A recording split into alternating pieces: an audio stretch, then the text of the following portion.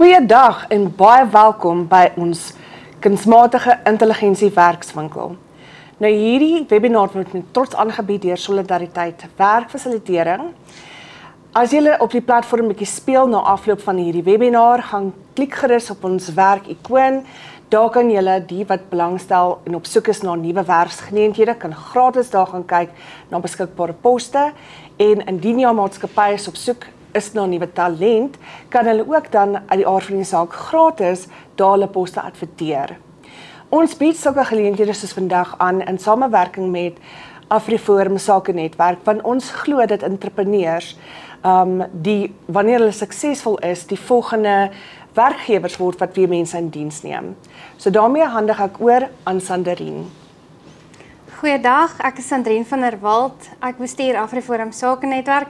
Dit is vir ons ook regtig lekker om vandag hier so saam te wees, waar ons eintlik nou uitgebrei het na hierdie webinar waar mense landwyd nou kan inskakel en saam alles nou hoor wat ons ook vroeër hierdie maand of eintlik nou verlede maand saam met Johan ook gedoen het.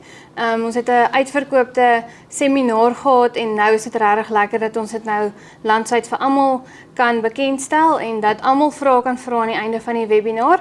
En dan kan julle ook graag na afloop van die webinar gaan inskakel by AfriForum Sake Netwerk se aanlyn platform waar jy kan inskakel by 'n plaaslike sake netwerk naby jou. Goeiemiddag julle, ek is Salomien Boshoff en ek is 'n dosent by Akademia en ook so 'n deeltydse entrepreneur. En Johan, dit is vir my baie lekker om vanmiddag hier langs jou te sit en te luister na wat jy ons gaan leer van kunsmatige intelligensie binne klein besighede. Nou, ek gaan aan die einde die voorreg hê om vir Johan al julle moeilike vrae te vra. So gedurende hierdie sessie, tik asseblief al jou vrae in die kletskamer daar in Teams en dan gaan ek oor so 30-40 minute vir Johan al julle vrae vra. Baie dankie julle. Dit is so 'n wonderlike voorreg om saam met julle vandag hier te wees. Dit is altyd so 'n bietjie onnatuurlik om dit virtueel te doen. Ek gee baie klas by universiteite waar dit is lekker om tussen die studente rond te loop en te sien op hulle gesigsuitdrukkings verstaan hulle, is daar goed waar hulle bekommerd is, maar ek vertrou julle is daar. En soos ons gesê het, ek sien baie uit om julle vrae of opmerkings deur te gaan na die tyd. Daar gaan omtrent so 20 of so minute oor wees. So baie van die werk wat ek doen is veral met groot korporatiewe firmas. Waar kan hulle help met hulle KI-strategie of hulle outomatisering strategie? En ek gaan 'n bietjie vandag verduidelik die verskil tussen outomatisering en kunsmatige intelligensie, want daai twee onderwerpe soms so in dieselfde emmer gegooi, maar dis verskillende goed en ons verskillende maniere om dit te gebruik. En dan doen ek die onderrigwerk, soos ek gesê het, by universiteite, veral met MBA-studente. En deesdae doen ek baie onderrigwerk, of soos ons sê, executive education met die topleiers van firmas, of met die menslike hulpbronne leiers, of die finansiesleiers en alles. En hierdie tegnologie is regtig besig om 'n rol te speel meer en meer in ons alledaagse lewens. Het jare terug, toe ek in tegnologie begin werk het, was kunsmatige intelligensie en baie ander digitale tegnologie regtig net in die realm van die tegniese mense.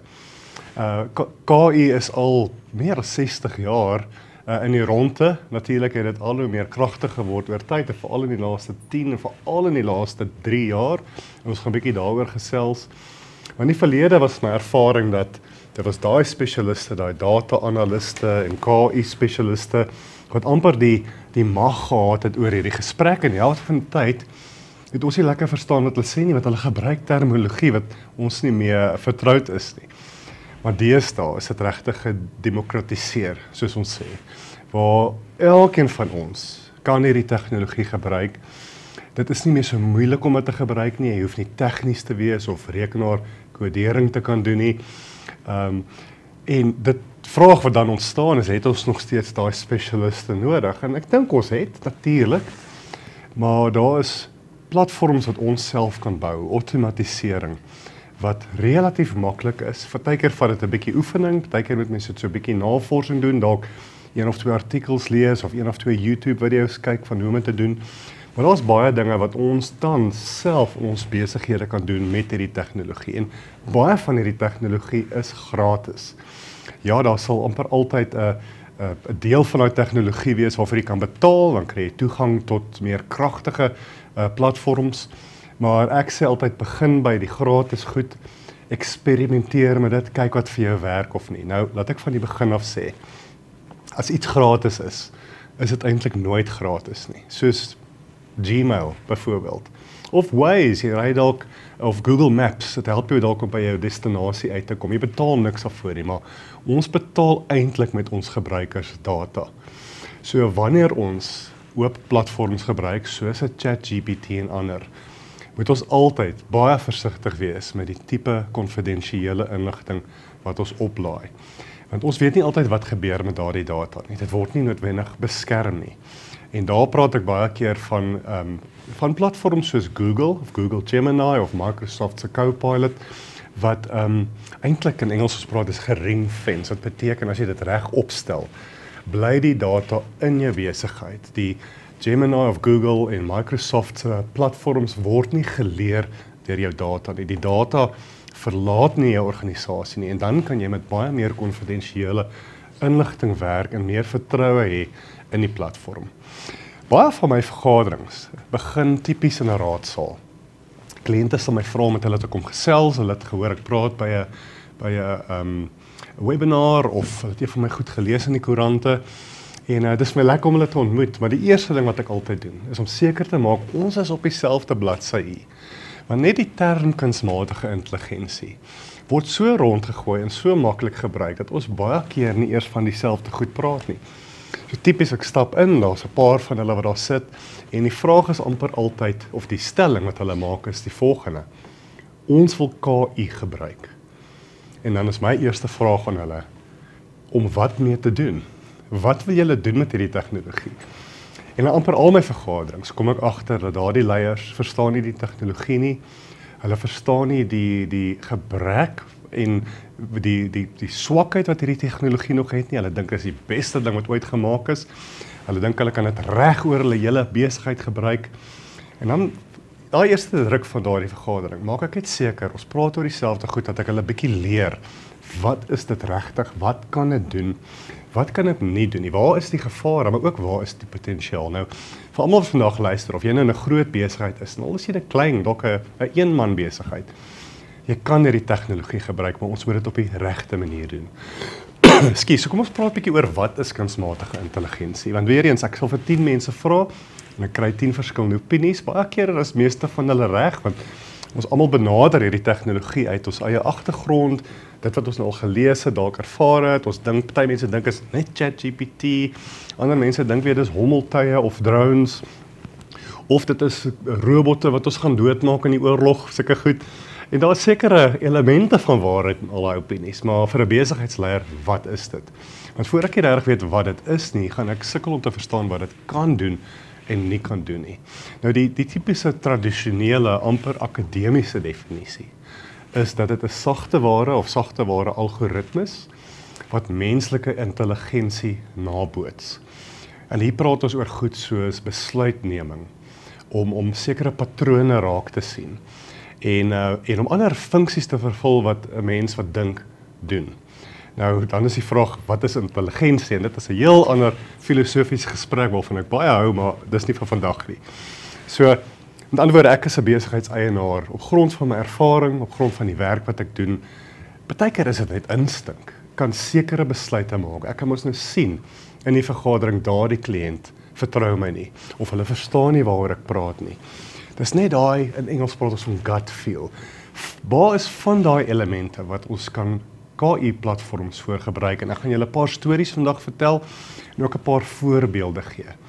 Maar wat is die verskil tussen outomatisering en kunsmatige intelligensie? Want daar is 'n groot kans dat jou besigheid eintlik outomatisering nodig het, en nog nie KI nie. En ek sê nog nie, want soos jy groei, en veral soos jy jou outomatisering reg kry, is die volgende stap waar dit sin maak om kunsmatige intelligensie in te bring. Nou, algoritmiese outomatisering is al baie jare saam met ons. Weet jy kan byvoorbeeld 'n faktuur kry, die stelsel kan lees wat op die faktuur staan, daai faktuur dan stuur na die regte persoon toe om dit af te teken byvoorbeeld. En daai hele vloei van werk as mens mooi deur dit gaan dink en dit mooi beplan, kan jy dit tot 'n groot mate outomatiseer. Veral die sogenaamde back-office goeders, die papierwerk, die goed wat oor en oor gedoen moet word, finansies, selfs in menslike hulpbronne en in ander aspekte van jou besigheid. Dan is daar natuurlik die element van, jy kan nie alles net outomatiseer nie. Daar is sekere goed wat net mense kan doen. Weereens, uit ervaring uit opleiding, dis baie keer net goedkoper en vinniger vir 'n mens of 'n span mense om dit te doen. En dan gaan julle binnekort 'n verhaaltjie vertel van Elon Musk wat ek uit sy biografie gelees het so 'n paar jaar terug. Dis outomatisering. Outomatisering maak nie besluite nie, dit sien nie patrone in data nie, dit doen letterlik net jy het dit geprogrammeer. As jy dit kry, kyk hierna, doen dit, stuur dit soontoe. Dit volg stappe sonder om te dink of sonder om te leer. Nou as jy gaan dink aan waar dit in jou besigheid kan werk, val daai herhalende goed, daai papierwerk goed, kan baie maklik en vir baie goedkoop indien nie 100% goedkoop geautomatiseer doen nie. Dit gaan oor wat is daai spesifieke deel van jou besigheid waar dit gaan sin maak om dit te doen.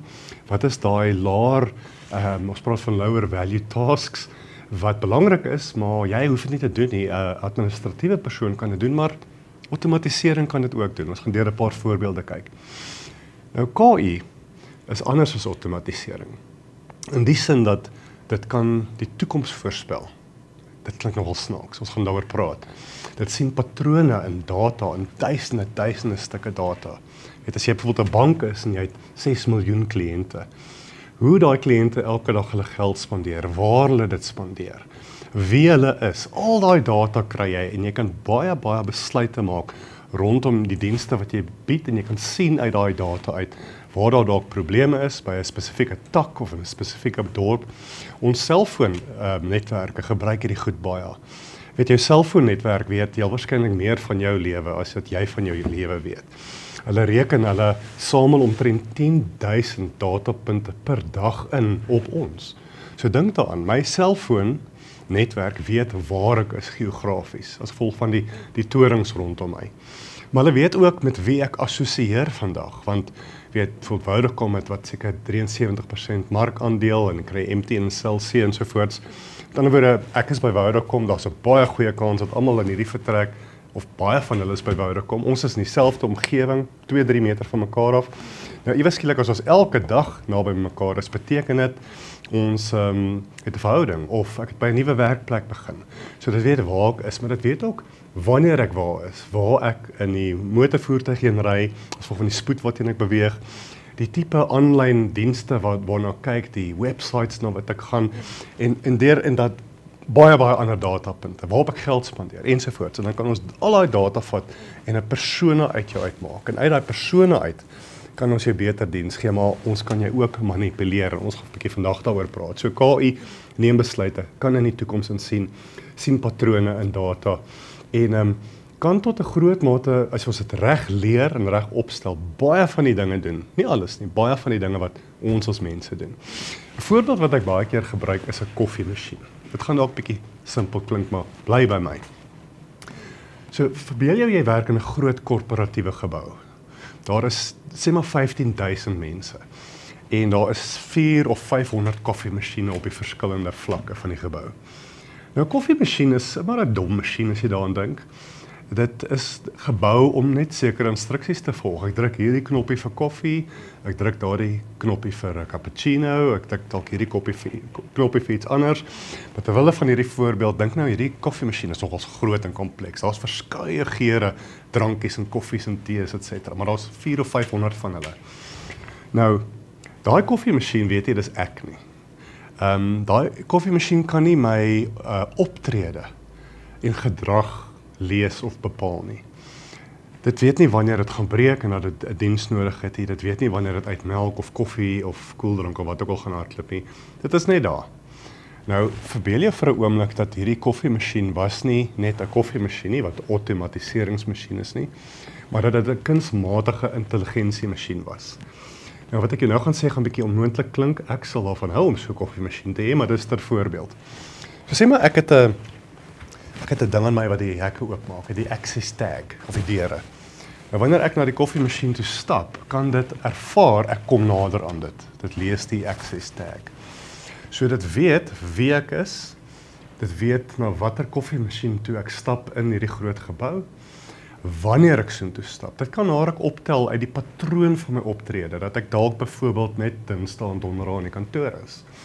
Dat ek in hierdie deel van die kantoor werk, want dis waar ek die meeste van my koffie deur die dag bestel. Ook in die oggende bestel ek dalk 'n cappuccino, 9 uur, en dan 3 uur dalk voor ek ry, bestel ek net 'n gewone koffie of iets anders, 'n Milo of wat ook al. Nou kan dit oor tyd, my en die 15,000 ander mense, waarvan sê maar net 10,000 die masjiene gebruik, al die patrone van hoe ons dit gebruik, begin optel, en as gevolg van al die data, vooruitskattings kan begin maak. En dit is waar die in die toekoms insien inkom. In Engels praat ons van predictive analytics. So, die koffiemasjiene kan nou sien, en dan die ander ding is, hulle is almal gekonnekteer met mekaar op die netwerk, so hulle kan met mekaar praat. So, ons kan sien dat van die 500 koffiemasjiene, gaan 300 teen môre uit koffie uithardloop. 200 gaan uit melk uithardloop, en daar's 'n ander 50 wat binnekort 'n diens gaan nodig hê. Daardie data en daardie patrone is geautomatiseer om sin te maak, sodat die KI vooruit kan dink en kan beplan. En dan sonder dat 'n mens betrokke is, kan dit 'n afspraak maak met die tegniese span om hierdie koffiemasjiene te kan kom diens. Dit kan outomaties 'n bestelling insit vir meer melk en meer koffie, en ons weet presies watter koffiemasjiene op watter vloer het dit nodig. Dit is KI. En ek gaan dit nou 'n bietjie meer prakties maak. Nou hier's 'n ander ding. In Engels praat ons van creating novelty. So sê maar hierdie koffiemasjien het al hierdie data op ons almal, maar veral op my. En as gevolg van die tipe geure koffie of wat ook al ek bestel oor die laaste ruk, kan dit 'n bepaling maak, 'n prediction, dat ek heel waarskynlik van 'n nuwe geur koffie gaan hou. En môreoggend as ek instap, omdat ek naby kom en ek kan ervaar dat dit is ek, gee dit vir my 'n geur koffie wat ek nie voorgevra het nie, of wat ek nie eens geweet het bestaan nie. En ek drink daardie koffie en ek dink, dit is lekker. Novelty. Nou, ons sien klaar dat ons banke en van ons ander diensverskaffers te doen. Ons diensverskaffers het baie keer tipe dienste of produkte wat ons nie van weet nie. En as gevolg van ons data en dalk die probleme wat ons het en hoe ons hulle produkte gebruik, kan hulle uit daai data optel dat ons aan 'n ander tipe of 'n nuwe tipe produk heel waarskynlik sal belangstel. So as ek het geweet het, julle verkoop hierdie goed, en as julle net geweet het ek het nodig, sal dit great wees. Nou, ons almal kry oproepe elke dag. Ons haat dit, hierdie call centers wat jou bel, wat meeste van die tyd totaal en al net gooi modder teen die muur en hoop iets sit vas. Vra jy oor jou gym en oor assuransie, en dit het niks, as geen relevantie tot jou lewe nie. Maar dink dit as jou bank of 'n ander diensverskaffer jou kontak met iets wat 100% sin maak op daai tyd van jou lewe. So 'n voorbeeld. My bank kan sien dat as ek ewe skielik begin geld spandeer by 'n kinderklereplek, as ek ewe skielik begin doeke koop en melk, dan sal ons nou 'n kans dat ons het 'n nuwe babatjie in die gesin. Plek sit ek, julle moet bel, bank, bel my en sê, het jy geweet, ons het byvoorbeeld hierdie produk waar jy kan begin geld spaar vir jou kind se toekoms, vir onderrig in die toekoms. Of daar seker baie ander voorbeelde, maar julle kan uit my data en uit my patrone en ook optree vooruitskat wat het ek tipies nodig. Dalk gaan ek, omdat daar 'n nuwe kind of 2 is, 'n groter huis nodig hê. Kontak my met julle aanbiedinge rondom huislenings. Hoekom moet ek julle bel? Julle moet my bel. Maar bel my met iets wat regtig van belangstelling gaan wees. Ek dink ek het al in my lewe so oproep gekry vanaf 'n call center nie, maar die data is daar tot 'n groot mate vir hulle om dit baie slimmer te doen. So ek het gepraat van Elon Musk. Nou weer eens as ons dink aan outomatisering. Baie mense sal sê, kom ons outomatiseer of KI ons hele besigheid van begin tot einde. Dis die slegste ding wat jy kan doen. Ek gaan verduidelik hoekom. Want dit gaan jou besigheid breek en dit gaan jou baie meer geld kos as wat jy gedink het. Nou, in hierdie biografie van Elon Musk, wat deur, ek gaan nou in die skrywer se naam kom, en dit is 'n boek wat die moeite werd is om te lees. Isaacson. Sy van is Isaacson, in my geval. Is daar hierdie storie waar in hierdie groot Tesla gigafabriek, waar hulle die elektriese karre maak, en hierdie Tesla fabrieke is seker die mees geautomatiseerde fabrieke in die wêreld. Die aantal KI en robotarms en ander outomatisering goed wat daai karre bou is verbasend. En eendag, en dis hoe die storie nou gaan, skrywer is Walter Isaacson. Lees daai boek, Elon Musk is die boek se naam. So Elon Musk, die storie word vertel hoe hy op die fabrieksvloer loop. Ons gaan terugkom na daai idee toe, die sogenaamde undercover boss. En hy sien op hierdie produksielyn staan al die karre stil. Want hier teen die einde is daar 'n kar wat nie kan aanbeweeg nie. En hy gaan vra toe vir die ingenieurs, wat gaan hier aan? En hulle sê ons het 'n robotarm wat hierdie stuk materiaal vasdraai aan die kar voordat die kar kan aanbeweeg en die karre agter vorentoe kan kom. En hulle verduidelik toe vir hom dat hierdie robotarm is omtrent $300,000. Hy vra toe vir hulle, maar hoe lank vat dit hierdie arm om hierdie stuk materiaal vas te draai? Hulle sê omtrent 20 sekondes. En Elon Musk gryp daar 'n skroewedraaier of 'n ding en hy kyk of hy hierdie stuk materiaal self kan vasdraai. En hy kry dit reg in 5 sekondes. En toe begin hy met al die leiers op hierdie produksielyn praat in 'n inisiatief wat hy noem de-automation. Nou, jy sal amper nooit in die gesprek van KI vir jou besigheid hoor van de-automate nie. Ons gaan almal praat van outomatiseer alles, KI alles. En wat Musk toe gesê het is, waar ook al dit sin maak op hierdie produksielyn, dat 'n mens die werk doen en nie die robotarm nie, waar dit vinniger is en goedkoper is vir die mense om dit te doen. Haal die tegnologie uit en sit mense daar om die werk te doen. En daai het my baie laat dink oor hoe ek kliënte help. En wat ek baie keer sê, en dink aan jou besigheid, groot of klein. Daar is aspekte van hoe jou besigheid werk wat baie outomatiseerbaar is. Maar daardie hele, in Engels praat ons van 'n value stream, daardie hele, of dit dan nou 'n faktuurbetaling is, of wat ook al, of afsprake maak met kliënte. Daar's baie dele van daardie lyn, as jy wil, of daai proses wat geautomatiseer kan word.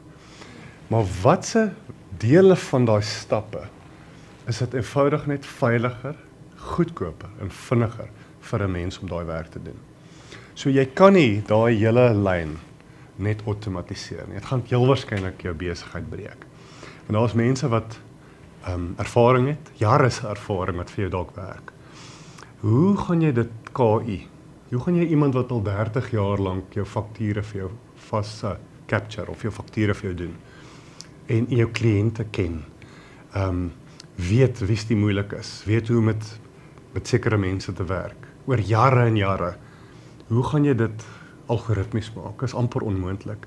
Maar vat liewer tegnologie en maak daai persoon se werk makliker deur daai laer value of lower value soos ons sê, goeders te outomatiseer dat hulle op die meer belangriker goeders kan fokus. So dis nou Elon Musk. Nou, ek het nou vinnig gepraat van undercover boss. Nou, wie van julle kan dit onthou nie? Dit was 'n paar jaar terug op die TV. En ek het baie van daai program gehou en ek kyk nou nog daarna. Waar hulle die leierskap of die leier, die hoof van 'n groot firma gevat het. En dan het hulle hom of haar vermom om tussen die normale mense te gaan werk, soos in die fabriek op die vloer of in die lande waar hulle oes of waar ook al. En niemand het geweet dit is die groot baas nie. En elke episode was vir my iets om te sien en as jy dit kan kyk, het ek wys dit tans vir my seun. En vir my die twee goed wat uit elke episode uitgekom het was, eerstens, daar's baie keer baie groter probleme in jou besigheid as wat jy van weet.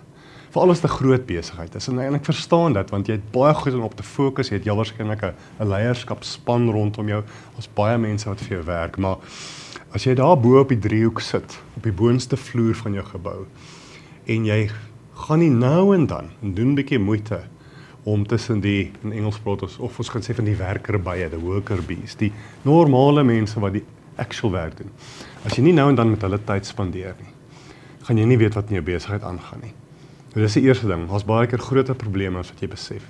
Maar die tweede ding wat ek altyd opgetel het, is daar is baie keer idees in hierdie mense se koppe, hierdie onbelangrike mense, die mense, gewone mense wat net die werk vir jou doen. Is daar idees wat jou besigheid kan verander in great ways. Hulle sal nooit 'n spreekgeleentheid hê by jou of by die leierskapspan nie. Hulle sal nie raak gesien word ooit nie. Hulle is ook natuurlik bang dat dit dalk 'n dom idee is. Gaan werk in die trenches, wees 'n undercover boss. Nou, veral as ons praat by outomatisering en KI en ander tegnologie. Waar ek het al baie keer gesien verkeerd gaan het, is as ons besluite maak. Baie keer deur 'n konsultasiefirma wat ons help en hulle het natuurlik 'n doel om te speel. Maar ons maak besluite op wat in sê maar ons menslike hulpbronne span of in ons finansiespan of op die fabrieksvloere waar ook al waar ons tegnologie gaan inbring en outomatisering en dalk KI. Maar omdat ons so ver is van waar die werk plaasvind, maak ons baie keer tegnologiese besluite wat eintlik die teenoorgestelde gevolg het. Dit maak werk vir mense moeiliker. Dit laat mense langer vat om die werk te doen. En dis een van die groot goed wat ek vandag met jou wil deel as 'n besigheidseienaar, groot of klein besigheid. Dit is vir mense baie keer moeilik om te verander, ons weet dit. Wanneer ook al jy 'n nuwe tipe tegnologie inbring, en mense moet leer om sekere goed wat hulle al jare doen, anders te doen, gaan hulle sukkel. Hulle gaan dit baie keer teenstaan, want dit is menslike natuur. En veral die oomblik, as ek dink, ek gaan dalk my werk verloor. Want ek hoor julle praat nou net oor robots en automation en AI en ek weet nie wat aangaan nie. Gaan ek nog my werk kan hou? Mense gaan dit al hoe meer en meer teenstaan. Al is dit op 'n manier wat jy dit nie kan sien nie.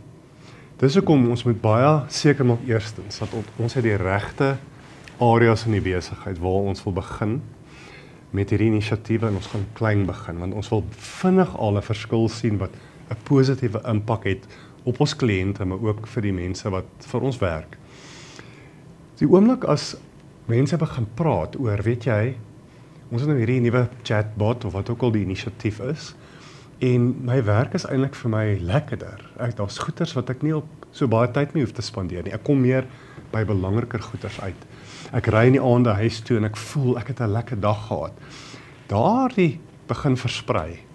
En dan raak mense meer oop vir hierdie AI ding. Hierdie is dit weer eens, is dit die Terminator robot wat ons gaan verwoes of is dit die oulikste ding wat nog ooit gebeur het en ons moet dit alles KI in ons besigheid. Jy kan nie die mens se natuur onderskat as dit by hierdie of enige ander verandering kom, veral as by hierdie tegnologie kom nie. En weer eens, as jy nie die undercover boss is nie, as jy nie verstaan wat mense se idees is en hulle frustrasies is nie, en as jy hulle nie by die hand vat en hulle help om hierdie goed te verstaan en hoekom ons dit moet doen nie, as hulle nie veilig voel in jou besigheid nie, gaan hulle dit teenstaan. Elke KI-inisiatief waarop ek al gewerk het, en daar was 'n paar grootes met groot banke en so, en ook met kleiner organisasies. Nog nie een het nie gewerk nie as gevolg van die tegnologie. Want die tegnologie werk. Ja, mens moet dit reg opstel en jou data moet reg wees ensovoorts. Maar elke keer as nie gewerk het nie, en dit is omtrent 90% van die tyd, is dit as gevolg van mense en gewoonlik as gevolg van leierskap. Want leierskap is, mense is baie keer lui. Ons wil nie te veel moeite doen nie. Ek is te belangrik om my hande vuil te maak en nou en dan 1 keer 'n maand ook in die lande te werk of op die fabrieksvloer. Wees 'n Elon Musk, loop op die vloer, kyk self waar lê die probleme en leer by jou span en jou mense want hulle het ervaring en baie keer wysheid wat jy jouself ook nie van weet nie. So, die ander ding wat ek vir jou wil sê is, gebruik jou eie digitale produkte as jy 'n besigheidsleier is. In Engels praat ek van consume your own products. En dit hou 'n bietjie hand aan hand met die undercover boss. So as jy 'n chatbot nou het, of jy dalk net 'n inbelsentrum waarmee jou kliënte kan inbel, of jy het 'n nuwe digitale app op 'n foon wat 'n kliënt kan gebruik.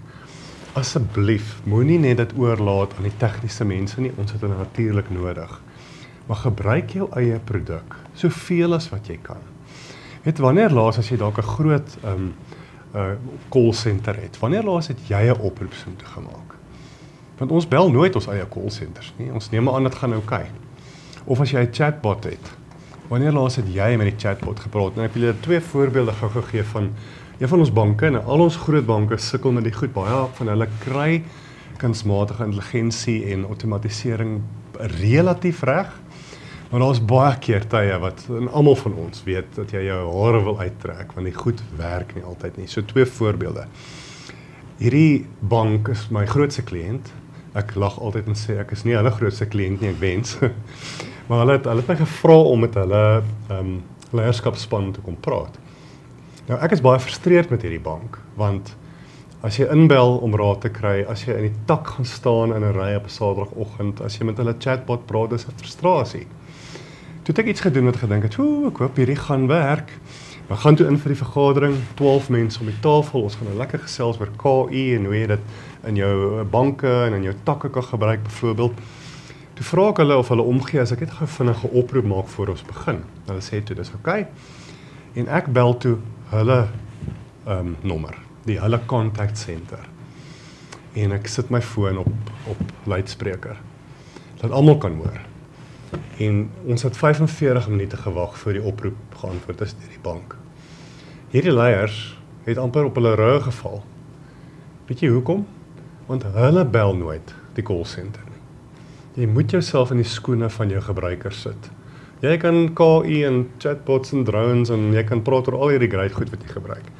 Maar as die basiese goed nie werk dit nie, en hoe gaan jy weet as jy dit nie self probeer? Dieselfde bank het 'n oulike chatbot.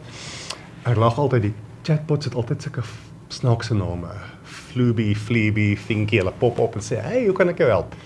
En partykeer vir, ek wil sê, meer transactional tipe goeders. Bijvoorbeeld, wanneer gaan ek my faktuur kry? Wanneer moet ek jou betaal? Hoe laat maak julle oop? Daai tipe goeders is die meeste van hierdie chatbots relatief goed. Maar sodra daar kontekstuele inligting nodig is, en sodra jy my data moet vat om te sien wat ek presies jou vra, sukkel baie van hulle. Nou, hier is 'n voorbeeld. Ek het vir my 'n nuwe debietkaart bestel. Ek woon in Centurion, my tak is in Sandton. En dis nie een van daai banke wat hom kom aflewer by my huis nie. Ek wens hulle was so, ek moet tak toe gaan. Maar ek kon nie onthou, toe ek aansoek gedoen het vir die kaart, het ek gevra hulle moet hom Sandton toe stuur of Centurion toe nie. Gaan ek op die chatbot, Phoebe, Fluby, pop op, baie vriendelik. En ek is op my foon, onthou ek het klaar met my biometriese inligting ingelog. Hulle weet presies wie ek is, waar heb ek geld spandeer, wat die produkte ek by die bank het, wat my laaste oproepe oor gegaan het, goed wat my geplaat, ensovoorts. Nou vra ek vir die chatbot, wanneer gaan julle my kaart aflewer? En jy kan sien die ding so 'n bietjie, daar so 'n wielietjie wat draai, dan kom het terug. Toe sê die chatbot vir my, typies tussen 5 en 7 werkdae. Nou dink ek, dit is nie die vraag wat ek gevra het nie. Dit is amper soos ons praat van die frequently asked questions, FAQ. Ek sê baie keer 'n chatbot is soos 'n glorified FAQ.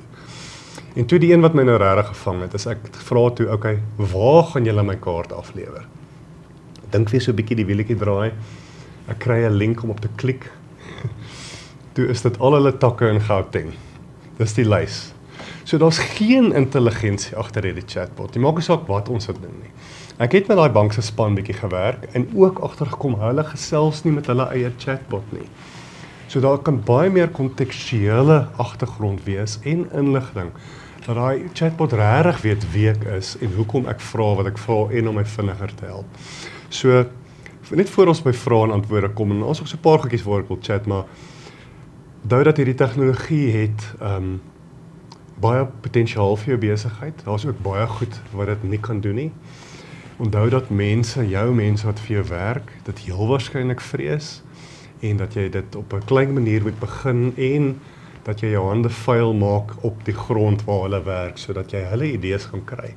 En ook kan verstaan wat is die goed wat hulle frustreer, wat hulle sal maak beter, makliker en meer produktief wees en beter werk.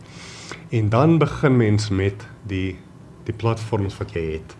Ek sê altyd vir mense, hulle lag maar, hulle besef nie is die waarheid nie. Ek sê altyd, as jy Microsoft Excel het, wat seker amper almal van ons gebruik, en jy gebruik dit nie tot sy volle potensiaal nie, het jy nie KI in jou besigheid nodig nie.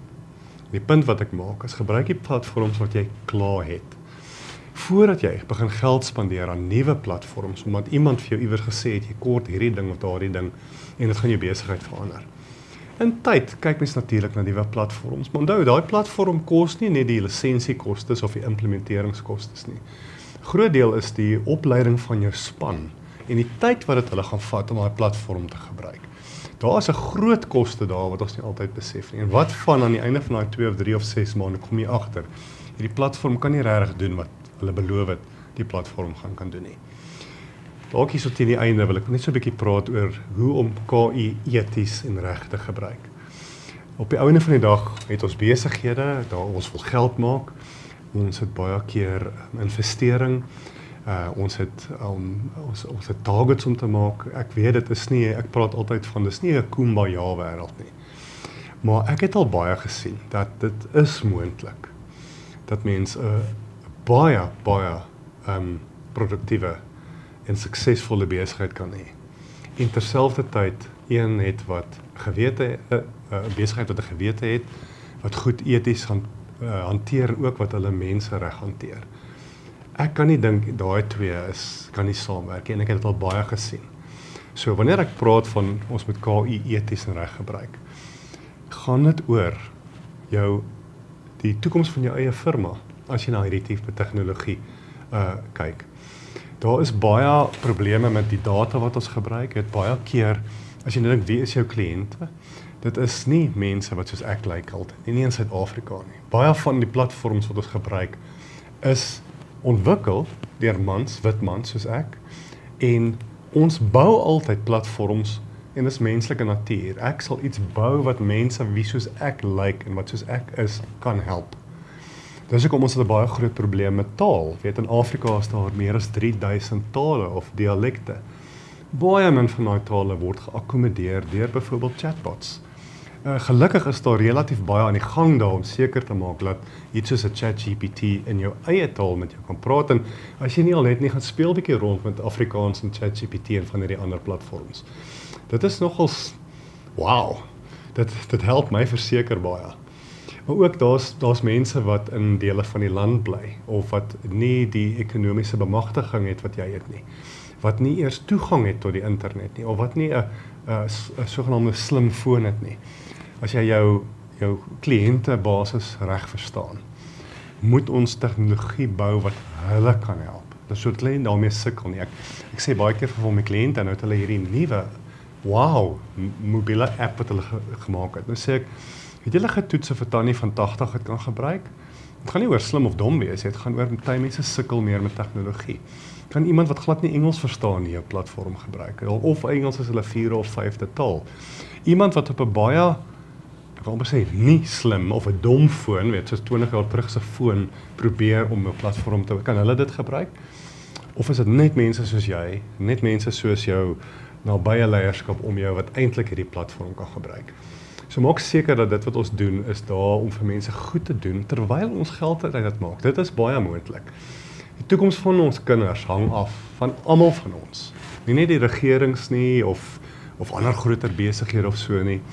Ons almal as ouers, as broers en susters, as onderwysers, en maak nie saak waar jy in die lewe is of waar jy werk nie. Ons het 'n verantwoordelikheid om onsself bietjie meer te leer oor hierdie tegnologie en om dit reg te gebruik en seker te maak ons doen goed daarmee terwyl ons besighede groei. So dit was 'n redelike vinnige opsomming van die goed, maar hopelik is daar seker goed wat ek gesê het dat jou regtig gaan help. Ek wil jou aanmoedig. Hou aan leer, lees boeke, kyk na webinars. Daar's soveel goed op YouTube wat fantasties is. Ja, gebruik jou kritiese denke want daar's ook natuurlik nonsens. Daar's baie nuusbriewe aanlyn. En gaan kyk na inligting wat spesifiek tot jou area van belangstelling is of die tipe werk wat jy doen, want om te sê jy soek nuus oor KI, gaan jy seker 20,000 e-posse 'n dag kry, maar jy kan ook sê ek's 'n dokter of ek werk in hierdie tipe industrie. Geef my meer en meer nuus. Begin leer wat die terminologie is. Hou aan leer. Ek dink die dae van 4 jaar universiteit toe gaan en dan dieselfde werk vir 40 jaar doen voor jy op pensioen gaan is al lankal verby. Aanhou leer jouself. En as jy dit reg doen, en soms met 'n bietjie hulp, kan jy regtig jou besigheid en jou lewe verander met hierdie tegnologie. Dit gaan nie jou ervaring en jou, kom ons sê, common sense vervang nie. Ek moedig julle aan, doen dit versigtig, maar wees ook opgewonde daaroor. Met dit kom ons kyk of daar enige vrae sover is. Ag, Johan, dit is lekker om na jou te luister en sommer net jou wysheid en die manier hoe jy met deernis met ons gesels oor die etiese aspekte van kunsmatige intelligensie ook. Nou, ek gaan begin by daai etiese aspekte. Aan die begin het jy genoem dat ons fone leer ons ken. En is dit nou liewer beter vir my om so min as moontlik op my foon te sit of moet ek nou maar gaan saam met die tyd en dit aanvaar en eintlik dat die KI my lewe makliker maak? Dis 'n twee-kantende swaard as ek dit reg gebruik. Ek dink as ek in my seentjie is 11, ek probeer hom leer om opgewonde te wees oor die tegnologie, om dit te gebruik tot sy voordeel, maar om ook slim en versigtig te wees. Ek dink nie die bang wees vir dit is die antwoord nie. Weet jy, een argument is byvoorbeeld, maar ek is dan 'n goeie mens, ek gee nie om wie luister na my as ek praat of wie neem my oproepe op nie. Maar wat as daai data in die verkeerde hande val? Weet, ons almal ken die storie waar jy sit by 'n koffieplek en jy praat dalk oor fietsry saam met jou vriende. En dan wat kry jy môre op Facebook oor advertensies van mountain bikes en so voort. En Facebook of Meta sal sê nee, ons luister nie in nie, almal, hulle luister altyd in. Ek het selfs korporatiewe kliënte nou wat hulle vat nie meer hulle selfone in 'n raadsvergadering aan. Hulle sluit dit toe of as jy van die huis af werk, moet jy dit wegvat van jou af of van die yskas of in die mikrogolf sit, want jy weet nie wie luister nie. So ek dink gebruik dit net verantwoordelik is. Weet, moenie as dit net 'n ding oppop wat vra en dit lyk baie oulik nie, net jou inligting gee nie. Jy het enigiets wat vra, weet wie's jy, waar bly jy, wat is jou naam, en dan veral goed soos jou ID-nommer en sulke jou adres en so voort. Al lyk dit soos jou bank, wees baie versigtig. So wees net slim oor dit. Gebruik dit tot jou voordeel. Ek dink die ander ding is ook oor net hoe jy dit gebruik. Maak seker dit neem jou lewe oor nie. Daai ding dat 'n gesin om 'n tafel sit en eet in die aand en almal op hulle fone, dis nonsens daai. En dis waar die ouers hulle voet moet neersit. Julle kan nou met julle fone gaan speel. Ons gaan nou met mekaar gesels. Jy weet ook daai net dat die kinders gesonder is, dat hulle nie heeltyd na die skerms kyk nie. Klim 'n boom, val uit die boom uit nou en dan. Weet, dis wat ek wil sê. So kom ons gebruik dit as 'n hulpmiddel sonder om ten volle op het afhangend te wees, as dit sin maak. Iemand het eintlik juist jou gekomplimenteer daaroor, want hulle het gesê daai die-outomatisering is so 'n goeie idee. En dit voel vir hulle kan nêrens meer met 'n mens praat nie. Nou wat is die antwoorde vir klein besighede? Moet hulle nou 'n chatbot kry of bly ons liewer weg van dit af en probeer ander kunsmatige intelligensie gebruik om ons tyd oop te kry? Ja. Kyk, ek dink dit het baie te doen met die spesifieke besigheid en industrie en hoe jy werk. Op die ouende, mense betaal jou want jy verkoop 'n produk of 'n diens wat hulle nodig het. Jy het 'n sekere ekspertise wat hulle nie het of hoef te hê nie, en ons het nou gepraat van plumbers. Ek kan dit seker doen as ek dit reg gaan Google. Ek betaal liewer iemand 'n bietjie meer en ek weet dit gaan gedoen word. Jy weet, voel ek het daai persoon nodig. Ja. Ek het weer goed wat ander mense nodig het. So mense werk met jou want jy gee 'n goeie diens, jou pryse is reg en so voort, maar ook hulle hou van jou, hulle vertrou jou. Nou weer eens in ons dag, daai werk wat ek doen, wat vir my geld maak, word gebalanseer met werk wat nie geld maak. Die belangrike werk, en dis die fakture en die afsprake en al daai goed. Maar as ek meer en meer tyd kan spandeer met die goed wat my geld maak, ek is byvoorbeeld 'n fisioterapeut, ek kan meer mense behandel, of jy's 'n dokter of wat dit is ook al is wat jy doen. En daai ander belangrike, minder belangrike, maar belangrike werk word bietjie minder, want die agtergrond goed word geautomatiseer. Dit is waar hierdie goed aankom. Nou byvoorbeeld 'n chatbot kan interessant wees vir party besighede. Weet baie keer as jy afhangende van wat jy doen, maar as jy 'n e-pos of 'n oproep kry, kan ek jou weet 80% van daai interaksies is baie keer dieselfde. Wat is jou website? Hoe laat maak jy hulle oop? Gee my 'n prys op hierdie ding of so. Met daai amper lower value goed, kan jy as jy dit reg opstel laat 'n chatbot, want eintlik wil mense nie noodwendig jou bel nie. Hulle wil net gou vinnig hoor. Hoe laat maak julle oop? Ja.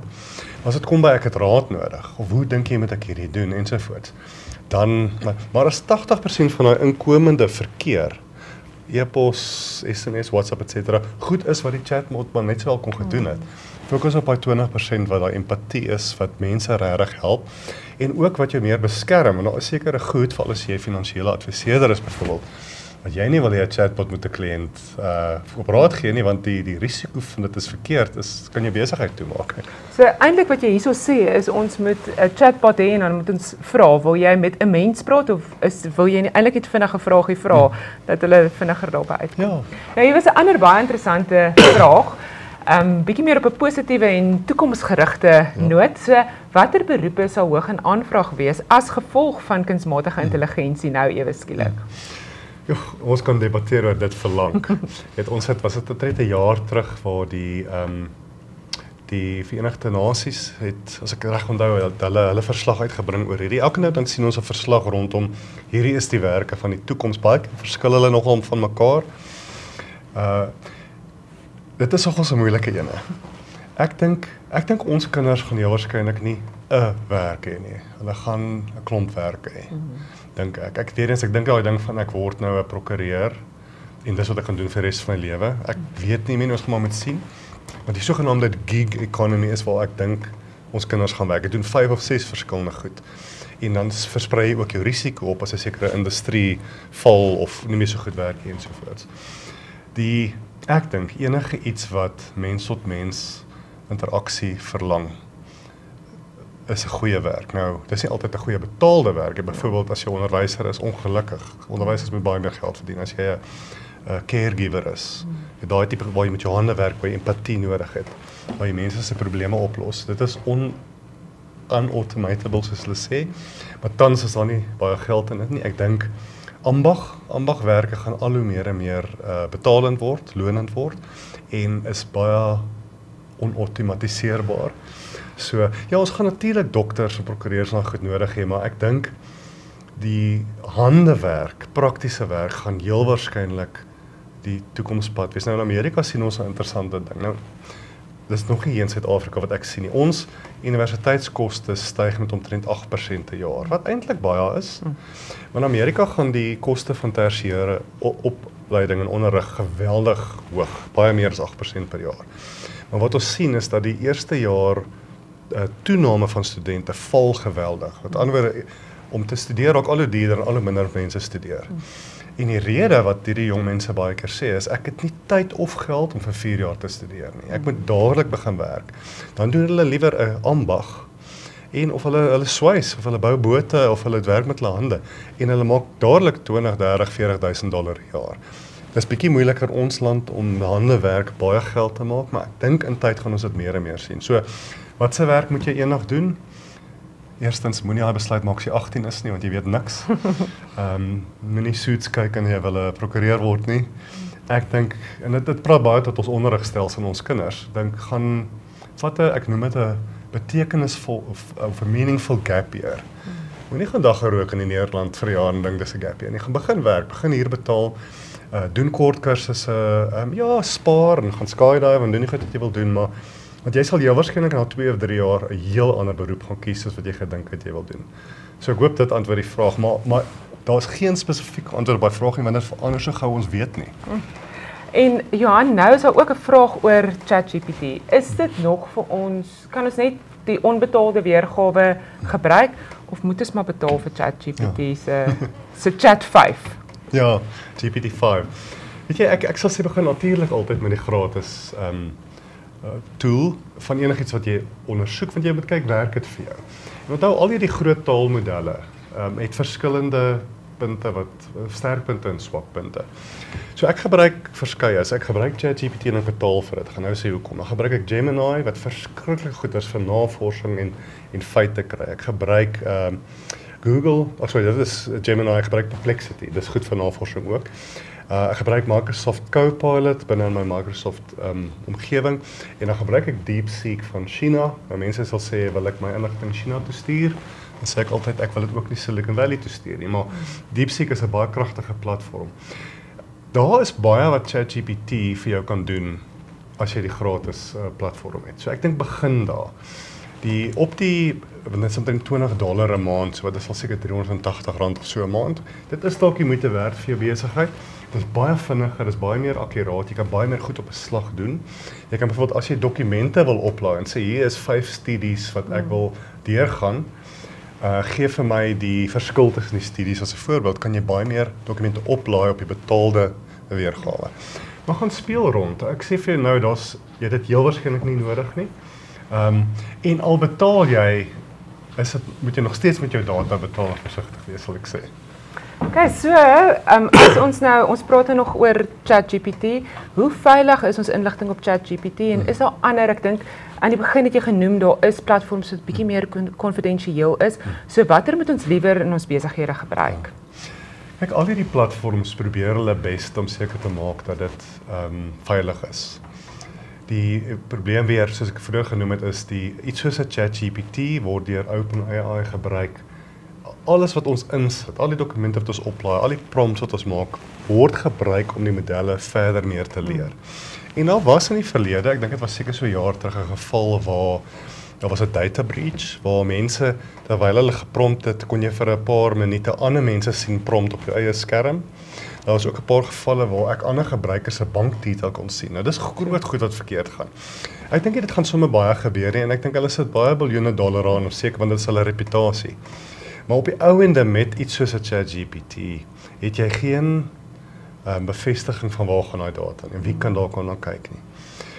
Ek sal eerder sê Google se Gemini. Google is baie streng op privaatheid, hoe jy dit gebruik. En natuurlik as jy 'n Microsoft kliënt is, wat seker die meeste van ons is, gaan kyk na Copilot. Want dit is weer eens daai ring-fenced omgewing. Ek weet ten minste dat die dokumente wat ek oplaai op SharePoint byvoorbeeld, vir al die konfidensiële goed is en so bly daar. Die data gaan nie uit dat die algoritme verder geleer kan word nie. So as dit vir normale goed is, idees, kreatiwiteit, gebruik ChatGPT. Moet net nooit konfidensiële dokumente oplaai en sê analiseer dit. Gebruik dan liewer vir Google of vir Microsoft Copilot. En dan, hulle vra, so kan Johan asseblief net weer die naam of die platform vir die Undercover Boss video gee. Waar ek dit kry? Dit is wat hulle vra hier so. Hierdie is in die sogenaamde public domain. Ek download dit illegally op uTorrent. Okay, so ek wil my seentjie wys. Nee, wat ons doen, ek het hulle gedownload, ons kyk deur dit en dan delete ek dit. Dis nou reg of verkeerd nie. Ek weet nie. Maar daar's ongelukkig nie 'n streaming service sover ek weet, Disney, Netflix en so voort waar jy dit kan kry nie. Daar is redelik baie op YouTube, maar dis korter stukkies van die video's, maar ja. En dan sien ons 'n klomp opleidingsgeleenthede aanlyn. Hierso ons gaan jou oplei. Julle weet julle maak almal julle sosiale media oop en dan sê hulle binne die volgende 40 dae dan weet jy alles van enige kunsmatige intelligensie. Hoe weet ons watter kursusse om te vertrou wat aanlyn is? Ja, daar is baie. Nou jou groot firmas soos jou Microsoft en jou Googles en ander stel baie kursusse beskikbaar gratis. Ek dink daar's definitief 'n voordeel daaraan. Veral as jy deur die basiese eerste stappe wil gaan. Wat ek al gesien het waar hierdie tipe programme sukkel is om dit 'n Afrika of Suid-Afrika spesifieke konteks te gee, want dit is maar 'n Noord-Amerika idee. So, ons het probleme in ons land wat deur KI gehelp kan word waar ons kan verbeter, wat jy nie in 'n Amerikaanse program gaan sien nie. So, kyk ook hoe lank is daardie program, want jy wil nie te veel tyd spandeer nie. Maar dit kos jou niks nie. Ek dink kies een van hulle, begin bietjie rondspeel, spandeer tyd. Wat jy net nie wil hê nie is dat jy met 'n klomp akademiese teoretiese inligting sit nie. En die program jou nie derentyd help om te oefen en te eksperimenteer. En dis waar mense bietjie moet rondkyk. So jy sê kom ons begin net eers met die gratis kursusse en YouTube video's en kyk wat werk. Okay. En dan is daar enige forums wat ons as besigheidsouens of entrepreneurs en klein sake ondernemings kan volg.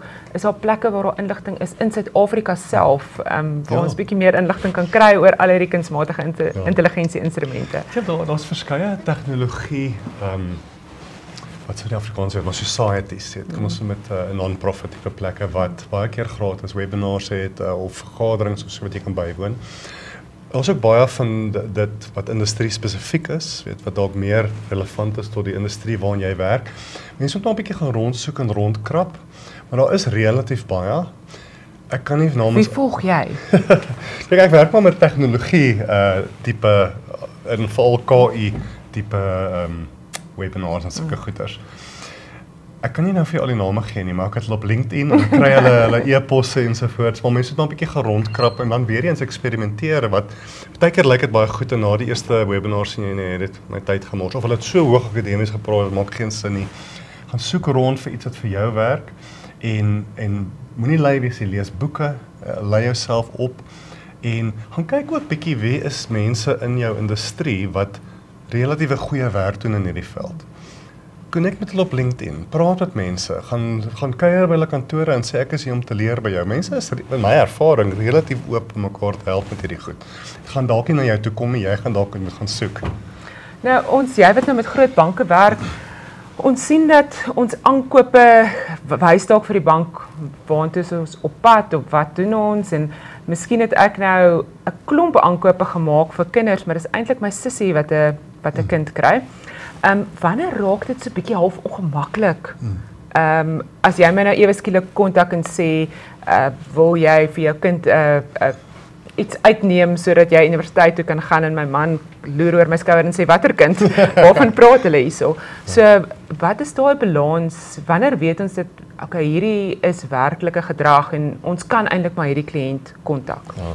Kyk, jy gebruik soveel data as wat jy kan, want jy moet uit verskillende rigtings kyk of hierdie 'n persona is wat heel waarskynlik nou 'n ma geword het byvoorbeeld of 'n pa of daar's 'n gesin. Dit kan wees dat jy vir jou suster begin, dalk help jy jou suster as voorbeeld. So dis nie net 'n keer ek koop vir jou 'n paar doeke nie, dalk moet jy vir die volgende 3 jaar doen. So nou wys daai patroon, dit moet probably jou kind wees want jy koop dit dan die hele tyd. So mense moet na verskeie rigtings daarna kyk. Daar gaan baie kere wees dat mense dit verkeerd kry. Weet ek dink daar en dis nou waar 'n slim chatbot kan help. Is as die chatbot jou sê, hoorie ons het 'n aantal nuwe dienste wat regtig tot jou voordeel is, gegee jou inkomste en daai tipe goed. Een van hulle is byvoorbeeld vir nuwe jong kinders, klik 1 as jy belangstel en as jy dit dan nie klik nie, dan weet ons ook dalk het ons dit gemis en dalk ander goed ook, maar dis om daai data slim te gebruik. Nou die gevaar hier of waar ek dink 'n mens bekommerd is weet hulle te veel van ons en kan hulle ons manipuleer en dit gebeur, ek dink dit gebeur. Dis waar want as ek jou op die regte manier met die regte woorde skat, op die regte tyd 'n sekere ding vra, is die kans dat jy gaan ja sê baie groter as op 'n ander dag of op 'n ander manier. Bemarkers leer hierdie goed aan. Ons praat ook baie van weet jy wat in Afrikaans nie neuro-linguistic programming, NLP ensovoorts. Ons sien dit in KI ook, daai manipulerende gedrag. Dit sê presies, veral as dit kom oor vrees, dat as jy nie hierdie produk aankoop nie, gaan hierdie en hierdie goed gebeur. Nou net as dit te goed is om waar te wees, is dit te goed om waar te wees. Ja. So mense moet maar nog steeds slim wees en as jy belangstel, mense onseker, sê maar dit kom van die bank af, sal ek eerder die bank self bel met 'n mens praat en sê ek vertrou nie hierdie, ek dink nie maar dit lyk tog al goed. So ons moet groot datadamme gebruik en mooi na die kliënt kyk van nie net een datapunt af nie, maar van verskeie datapunte is eintlik die raad hierso. Nou, wat is die grootste les wat KI jou geleer het oor menswees en oor besigheid en watter een kernboodskap sou jy aan die besigheidsleiers en entrepreneurs en sakelei daar buite gee oor die verantwoordelike gebruik van KI? Ja. Ek weet nie of dit is omdat ek ouer word nie, maar en of omdat my kind veral ouer word nie, maar ek begin al hoe meer en meer sien hoe menslikheid belangrik is en hoe daar maniere is hoe ons konnekteer met mekaar, of ons nou familie is of ons van 'n sekere sport hou of kollegas is. Daar's 'n belangrikheid in hoe ons mekaar kan help en kan goed wees vir mekaar wat jy nie kan outomatiseer nie. Mense ek dink daar's baie meer mense wat alleen voel en wat dalk mental health probleme het as wat ons dink veral na die COVID jare. Was baie interessant, weet ons is meer connected as ooit tevore in die geskiedenis van die mensdom deur social media en die internet. Daar's ook alle inligting wat ooit deur die mens uitgedink is beskikbaar op my foon. Maar nog nooit was ons so alleen nie en om eerlik te wees nog nooit was ons so stupid nie. So ek weet nie of dit op 'n stadium gaan verander nie, maar daai menswees deel is vertredig. Ek dink in die laaste paar jaar veral as 'n ouer wat vir my uitgestaan het. Ja, die KI goed doen wonderlik goed vir my. Dit help my om my seun te help met sy huiswerk en my besigheid te groei en al daai goed, maar daai iemand in die oë kyk en sê jy okay, dink aan jou. Dit raak al hoe belangriker in hierdie digitale era dink ek. Johan, baie dankie. Ons het gesels met Johan Stein van AI for Business. Yes. En dit was baie lekker om met jou te gesels en nuwe idees uit te ruil. Nou, as jy hierdie geniet het, is daar 'n baie lekker reeks op pad digitale denke wat jy so klein bietjie meer insig gee en waar Johan en ander kenners met ons gaan gesels oor hoe om KI in die besigheid te gebruik. So Johan, ons sien uit daarna en dit was lekker om jou hier te hê vandag. Ek waardeer dit en vir die goeie werk wat julle doen. Baie dankie almal. Ek hoop dit het regtig gehelp.